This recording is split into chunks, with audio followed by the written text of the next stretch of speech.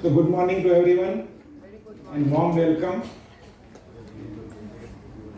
In Gericon, geriatric population, I think more important is a heart, cerebrovascular system, kidney, or back problem, or dental or mental problem, or there are lots of problems. Then what is the importance of the muscles? Muscle health. Why am I here? I think Dr. Akhil already mentioned about it. When managing committee decided to keep sarcopenia as a first, that means there is some importance of the muscles. So we'll talk about what are the importance of the muscles, and I'll invite Dr. Joseph Senal here with me. Dr. Joseph, are you there? Yeah, you can come. So that I'll start with, and then we'll have some practical demonstration of the assessment of sarcopenia also. So what are the functions of the muscles? So muscles are very important in movement and strength. In a normal muscles, like it provides force to lift, walk, climb, maintain balance. But if you lose it, enable quick reaction to prevent fall also. But if you don't have them, then there are lots of dependency, disability, dependence, fall and fractures, everything start and all. It's important in posture and balance also. In a sarcopenia, you will have decreased muscle tone, weak stabilizing muscles, and impaired proprioception. That is very important, and that result in a stoop posture, unsteady gait, greater fall risk, and quality of life also deteriorate. Heat production also is very important. Maintain body temperature through the resting tone and shivering, and elderly become more prone for hypothermia. They have to be very careful in the winter season also. Reservoir of the protein and amino acid also. So in case of sarcopenia, there can be poor wound healing, impaired immune response, and depletion of the reservoirs. And circulation and venous return, we know that calf muscles, it works as a second heart. Contraction of the calf muscle is very important, and venous blood return. And if it is not there, weakness will reduce muscle pump efficiency, and there can be venous stasis, edema, and risk of the thrombosis also will increase. Metabolic functions also there. In a glucose utilization, insulin sensitivity, and prevent hypoglycemia, insulin resistance. It is very important. Lipid oxidation also is very important. To prevention of the obesity also very important. Amino acid pool also, malnutrition in stress, and resting energy expenditure. Those who have got a good muscle mass, basal metabolic rate will be good. Even if they don't do exercise, with a good muscle mass, you will have a higher BMI and you will not put on weight, and obesity can be prevented, and thermogenesis also, and pulse sensitivity also is very important. We have got more than 600 muscles, be precise, 639 muscles, they are very important. And now, if we don't take care of ourselves, see what happens. Dharmendra, one of the time, he was a superman in his young age, but now we cannot balance himself. You must have seen the pictures and all. But at the same time, if we see Milind Soman at his young age and old age, he has maintained himself, so I think he could take care of, like he has become Ultraman, even at this age. So that's the importance of how to take care of your muscles. And importance of the muscle mass in various diseases also there. All nephrologists know that whatever may be the creatinine, but if you have got a good muscle mass, good weight and all, your CKD, like mortality will become much less and all. In COPD also, those who got a good muscle mass, their prognosis is always better. In a heart failure, there is a paradox, obesity and heart failure, but it's a muscle mass. If it is good, then heart failure, that improvement is much better, results will be much better. So all metabolic functions also muscle is taking, we are thinking not only mobility, but then it has got many roles in a metabolic functions also. So after this brief introductions, we'll go for a sarcopenia. What is sarcopenia? Definition, finding, screening, access care, confirm sarcopenia, severity, causes and treatment. So sarcopenia means sarco means flesh. It's the muscles. Penia means deficiency. So sarcopenia is associated with the increased mortality and a functional decline. Now if you go by definition, the sarcopenia is a progressive and a widespread disorder associated with the reduction in the quantity and quality of the muscle as well as its functions. So it's not only muscles. We have seen a marathon runner, muscle mass is not good, but functional ability is very high and all. So we have to take care of that also. And Asian working group of the sarcopenia consensus defines sarcopenia as an age-related decline of the skeletal muscle plus low muscle strength and a physical performance. It refers to age-related syndrome of the progressive skeletal muscle loss with a decrease in the muscle strength and the muscle functions. So diabetes has been reported as an influencing factor for a sarcopenia. It's very important because old age diabetes prevalence is high, sarcopenia prevalence is high, and so this is what happens in a sarcopenia, muscle loss and sarcopenia.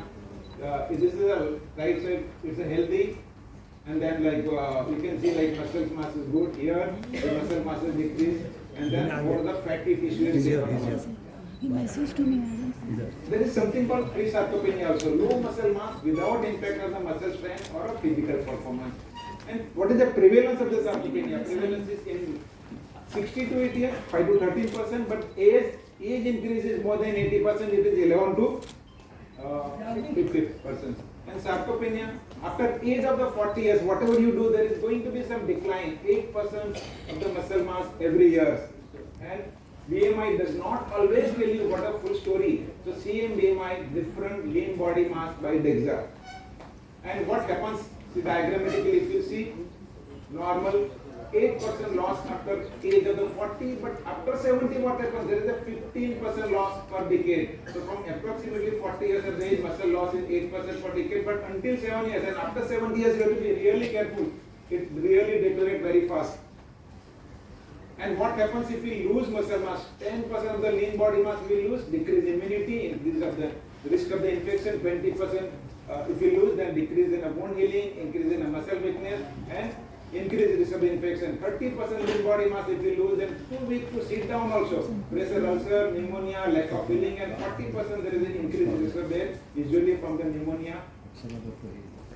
So now find case of the sarcopenia. Sarcopenia questionnaire and clinical suspicion. So Sarcopenia questionnaire depends on the strength, ambulation, rising from the chair, stair climbing, history of the fall, total score of the, and we'll see. And these are the questionnaire. Will not go in much detail. I'll invite Dr. Joseph for some practical demonstration. How will you assess sarcopenia? You can come here. Stage is yours. I'll go down. So we'll continue. Slide. You can talk from your side. Yes. The mic is there. Here. You want it? Good morning, everybody. I'm sure most of you know me already, so I'm going to hit the ground So running. instead of talking, I think what a practical demo will be better. He will show some practical demo. Yes. So demo will just be 2 exercises, but this will be more like an FAQ section. I don't have anything to guide me. All this is going to be from the top of my head. So you all can also help me with questions that you all may have. Okay, so let me just begin. Firstly, we are talking about sarcopenia, which means we want to address muscle loss. But there's another thing that we are trying to preserve, which is our cardiac capacity. So both these things, which means one is you're trying to preserve your cardiac capacity or improve on it, and that requires endurance kind of activity. But most of you all know, even looking at the Millen-Soman photographs, so he doesn't have that big a muscle mass. So if muscle mass is also one of the things you all have to address, that requires a different kind of training.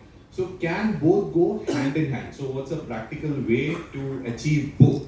And can we do both kinds of exercise every day? So these will be the practical questions that I'm trying to address. First, we need to understand that what is the biggest indicator of mortality or biggest indicator of mortality? VO2 max. So VO2 max is a very simple, let me just give you a very simple idea about what VO2 max is. So let's say I pace from here to, let's say 100 meters. I pace from, I and Akhil sir, both of us, we are pacing down 100 meters. he is training. He does a lot of treadmill also every day. I don't. So the amount of oxygen he consumes, the amount of oxygen he can take in for that 100-meter activity is much greater than what I can. Okay, so that is VO2 max. How much oxygen you can take for a given activity? How much oxygen you can consume efficiently for a given activity? So how does that help? He will have greater efficiency in performing a certain function. Less, when I say cardiac load, less cardiac strain is what I mean. Now, if I start training like him and I start doing this for about 3 months, even my cardiac efficiency will pick up. The heart rate at which I'm able to achieve a certain level of activity will actually come down. So that's not a bad sign, it's a good sign. It shows that I'm able to achieve the same level of exercise with much less contractions of the heart. So that's one. Now second is, what type of exercise? I told you that there are two different health parameters that we are trying to meet. VO2 max. So the endurance runners, they are mostly into endurance type of activity. There are two types of muscle fibers, type 1 and type 2. In Sir's slide also, there was a mention of type 2 fibers. Some of you may not have noticed it. It's type 2 fibers that are mostly required for strength kind of training. When we do strength training with weights or even body weight exercises, it is type 2 muscles that are type 2 muscles that come into play. But for your endurance kind of activity, it is type 1 muscles. But let's say somebody is starting his exercise activity today, then the type 1 muscles are mostly what is going to get recruited. Once you reach a peak of type 1, which means if I start with 2 kgs weight, my type 2 muscles are not going to get recruited. It's mostly in the aerobic range, and the type 1 muscles will get progressively recruited. And once we reach that, that's when type 2 muscles start. So if I increase the weight progressively from 2 kgs to 5 kgs to 7 kgs, eventually my type 2 muscles will start getting recruited. So the takeaway point here is that just by doing some light weight training, you're not going to prevent sarcopenia. To address sarcopenia, you have to get to higher weight training or be body weight, which means you have to add more resistance to your training. Progressive overload is the term. So you have to do a progressive overload to be able to prevent sarcopenia, the type 2 muscle loss. So with aging also, when we talk about sarcopenia, the type of muscle loss that happens is the type 2 muscles. Okay, so type 2 also, there are two types, you don't have to bother about that. But type 2 muscle, if you have to preserve, it's weight training. Now, now type 2 muscles, so if you look at bodybuilders, they are all built, or a 100-meter runner, they all have plenty of type 2 fibers. So if you, a 100-meter runner will have around 80% type 2 and 20% type 1. Marathon runner like Milan Soman will have 70 to 80% type 1 and 20% type 2.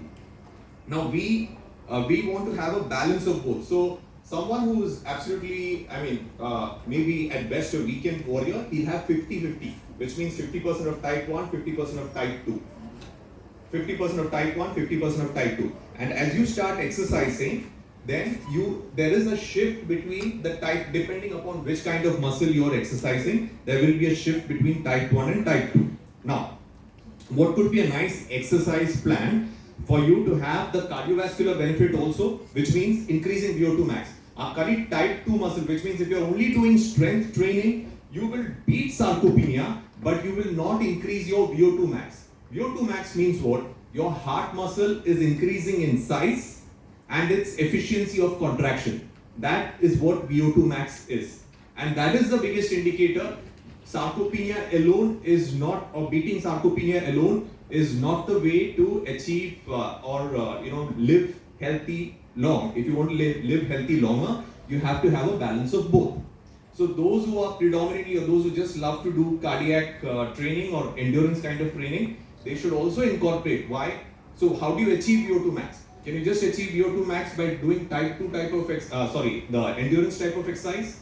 No, because when you are doing endurance activity, you're mostly at 60% to 70% of VO2 max.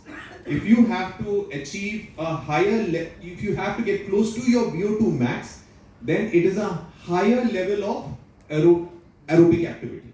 So how do you begin? Someone is just starting. Can you ask them to do high intensity interval training? No, you may have an accident on your hands. That's why a lot of accidents happen even in the young. So how do you begin? You will still begin with walking. That's the easiest way. Diet and walking.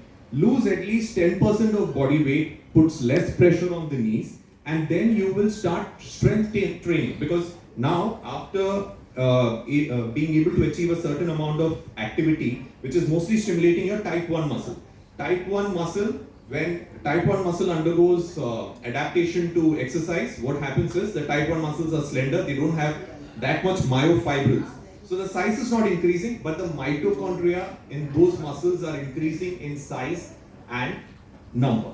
So when they increase in size and number, you tend to burn more fat. Now people want to lose fat, at the same time they want to maintain muscle. So if you want to lose fat, then you have fat oxidation happens in the mitochondria, unlike glucose, which can happen without entering the mitochondria. So you have to have this kind of training. So maybe around 3 to 4 weeks, you can just ask people to walk safely, so that walking also improves the mobility, the ankle mobility, the hip mobility. It improves the mobility. So mobility also is very important for people who have not exercised for a long time. So how much time do I have more? 5 minutes? Okay. So first, introduce walking for at least 3 to 4 weeks. There's no hurry. We don't want to transform people in 2 weeks. That's not the goal. So 3 to 4 weeks of progressive aerobic activity. How do you begin? So first day, half an hour? No. First day, 5 minutes, you will warm up, which means you walk slowly. Now I don't have to demonstrate all this practically, so sir said practically, but these are just things that everybody can visualize. So 5 minutes you walk slowly, then 5 minutes you pick up your pace. Now picking up the pace also at what heart rate? So heart rate, you can't ask people to go at 85% their maximum heart rate. Now there's another small nuance here. So whatever, so 210 minus your age in years, that's your maximum heart rate. Now maximum heart rate minus that, find out what's your resting heart rate. Resting heart rate. So you have your maximum heart rate, which you got from that famous formula, then your resting heart rate. You subtract resting heart rate from your maximum heart rate, that is your heart rate reserve. So when you start out, you just have to try and so you 0.5%, 50% of your heart rate. So heart rate reserve. So let's say your heart rate reserve is around 140. Then go 50% of that, 70. And then 210 minus your age in years. Let's say that is around 140. Let's say not 140, 70. Let's say that comes to around 70. 70 plus 70 is 140. Try to achieve that heart rate. That is, you can still take time to achieve that heart rate. It's not compulsory that you have to achieve that heart rate. What is a fat burning zone? Roughly 120 to 130 beats per minute. That's the rough rule of thumb for fat burning zone. The heart rate of 120 to 130 for a vast majority of the population. If suppose you don't have and you can't keep monitoring your heart rate, then exercise at a pace that you can at least have a conversation with someone. If you if you can sing while you're exercising, that's as good as not doing exercise. If you're out of breath, then you're peaking. So that's again not the you have to be able to hold a conversation with someone you're exercising with. So that's your heart. And if you check your heart rate around when you're in that zone, it will be around between 120 and 130. Now, if you are able to maintain this heart rate for at least about 25 to 30 minutes of exercise, then you will tend to lose fat. What about people who are doing high intensity training? So high intensity training, so let's say in high intensity training, so if you're burning around 10 calories per minute in your fat burning zone, again it's 50% that's going to come from fat and 50% that's going to come from carbohydrates. 50% from fat, 50% from carbohydrates. That percentage can go up to 55-60% from fat after training for about 6 months or so. So you have to be patient again. we are not putting masks on people and using oxygen and carbon dioxide sensors to exactly find out how much, whether they are in the fat burning zone or not. So this is how you will begin. Begin with aerobic exercise, then what you do. So this is a very, the last takeaway that I have for you all, then I'll show you all two demonstrations. So if you want to achieve both, then generally when you do aerobic activity, it suppresses muscle growth. So aerobic activity or aerobic kind of exercise suppresses muscle growth. So you can't have both in the same session. You can't have something like a circuit training. It doesn't work. So if you're doing aerobics, stick to aerobics for that day. So let's say Monday, Wednesday, 2 days do aerobic training. In between Tuesday and Thursday, you can reserve for weight training. Weight training, again, start slow. Two types of exercise in weight training. One is hypertrophy, second is strength. Hypertrophy training is what bodybuilders do. There you're going at around, you should be able to do at least 8 to 12 reps of a weight. So that is hypertrophy training. Hypertrophy training, what happens in the muscles is the fibrils don't increase as much as your strength training, but the sarcoplasm that is there, that's the endoplasmic reticulum in your muscles, that starts holding on to more fluid. How that helps, we really don't know, but that's the difference that happens with your with your hypertrophy training. What happens with your strength training, that's what powerlifters, weightlifters, those kind of people, the kind of training they do, strength training, maximum they do 2 to 3 reps, which means they go closer to their maximum 1 rep max. Means how much weight can you lift with all your strength. Yeah. Yes. Yeah. So what you got to do is 2 days you do aerobics, 2 days you do strength training, and 1 day you can reserve for high intensity interval training, but not immediately. Wait for 4 to 5 months before you introduce high intensity interval training. One is if you end up with an orthopedic problem, then the whole purpose would be lost. Second is we don't want any events. So reserve that now. Reserve that for at least wait, and you have to see somebody. This is all an individual thing. So you have to assess somebody whether that person is ready or not. Now, very quickly, what kind of routine can you follow? You all can check up Norwegian 4x4 protocol. Norwegian 4x4 protocol. So I won't elaborate on it. You all can check what Norwegian 4x4 protocol is, and that is something that you all can follow for HIIT. Now, in terms of strength training, just 2 exercises. You don't have to do a multitude of exercises. You just have to perfect 2 exercises, and that should serve you the purpose. So one is for the upper body. So for the upper body, a wall push-up is what everybody can do at any age. A wall push-up is very easy, and if you can't do wall push-up, you can certainly do this.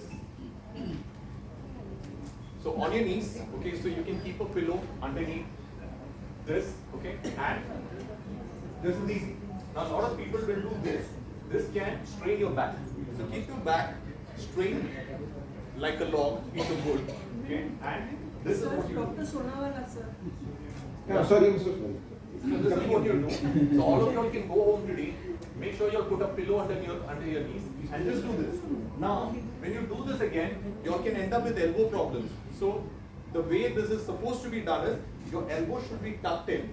This should be at almost 90 degrees. So I'm not sure if I'm doing it right here, but okay. So adjust. This is going to be different for everybody based on your upper body length. Okay, so adjust till you're able to go at 90, and this should not flare off. So you can ask somebody else to spot you. Second is a squat. Yeah, it's the most powerful anti-aging exercise. So squat. I think everybody can hear me, right? Zoom चालू है. But All of okay. Maharashtra. Okay, so squat again. The question that arises is how should you keep your feet? Whether your feet should be pointing outwards, and whether your knees should go beyond, whether your knees are supposed to go beyond your toes or not. If you are not carrying weight while doing the squats, it really doesn't matter. It doesn't put much strain on the knees. But coming to how your feet should be pointing, firstly the distance, it can be shoulder width. Next, in case of females, the orientation of this the femoral neck is such that the feet are slightly pointing forward in its natural position. Okay, so you all can females can start. Sorry. 2 minutes. Yeah, females can start with your legs pointing forwards, and generally when you sit, what happens is you don't bend at your knees first, but when you do squats, people have a habit of bending at the knee first. So don't bend at your knee first. When ma'am sat down, she bent at the hip and then went down, right? So that's how you should do. Bend at the hip first. It's a fluid motion, which means you're not going to do this. Break dance nahi karne wale. So we're going to do this, but you will start the movement here. Calm. So you can sit on the chair and do it. You can start with the chair. Make sure the chair is against the wall, because while sitting, if the chair slips, you may again, and IMA today's session will be blamed for it. So make sure the chair is firmly against the wall. Yeah, there should be no fall. Yes. And start this way. And as far as men are concerned, start with your feet. Just 1 minute more. Just 30 seconds, sir. For men, start with your feet pointing slightly outwards, 15 degrees. I'll run the slide. Yeah, sure. 15 degrees this way. Now, check for yourself as to where you feel comfortable and pain-free. So, with that, I close. Thank you, sir. Thank you very much. I will run the slides if you want to take any photograph. I have a man. Thank you, Joseph. Joseph can go on for a full day, but I think we have to stop somewhere. Can you just let me finish up the last 2 slides? So now light is out. Light because the slides cannot be seen. Yeah. Thanks. So I think hand grip is very important. I will not go in much detail. You can take the slides and all. I am just going to run it and all. And this is what basically is telling that if a hand grip is weak, there are cardiovascular diseases also, biomarker are there. And amino acid composition in different food. I think you can take slides. We cannot go in detail of that. And synergetic action in nutrition, basically it's not only protein, it's a carbohydrate also very important, fat is also very important, because protein sparing effect will be there in a carbohydrate. Dr. Joseph, do you agree with that? Carbohydrate will have protein sparing effect. And then aging is natural, but losing muscle is not. That's not natural. So you should not lose. And sarcopenia is not inevitable, but partly reversible with the exercise and diet intervention. Except aging gracefully, it is never too late to begin fighting sarcopenia. And the best 6 doctors are here. Thank you very much. Thank you very much, Dr. Subhas. He had called me yesterday at 11 o'clock and he told me, Akhil bhai, tomorrow morning you have to go to the gym and then come. So I request our president, Dr. Rasmi Chopra, Dr. Rasmika Sagi.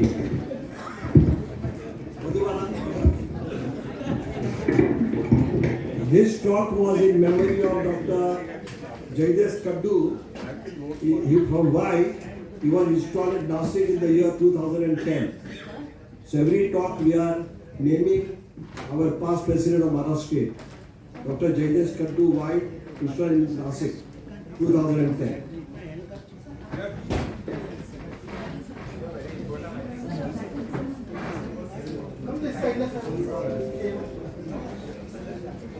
Come closer, please, sir.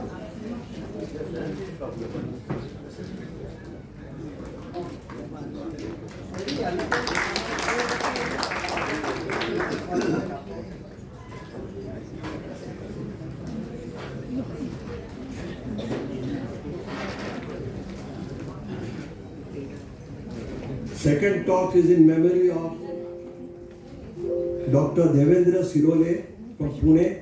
He was installed at Nagpur.